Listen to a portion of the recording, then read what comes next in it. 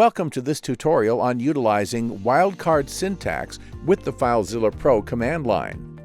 Wildcards allow you to select which files FileZilla Pro operates on.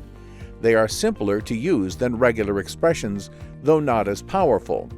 With wildcards, use a question mark to match one character, except a dot, while an asterisk matches 0 or more characters.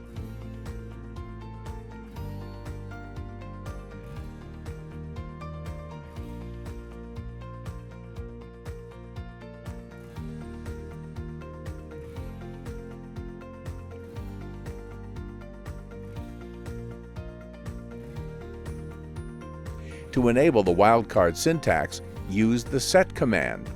When no wildcard is used, all files are displayed. You can use the asterisk to match files with different extensions or used multiple times within a file name, and it can be placed before or after the dot. Wildcards can also be combined with other commands. For example, to download all PDF files starting with news, use the command mget news *.pdf.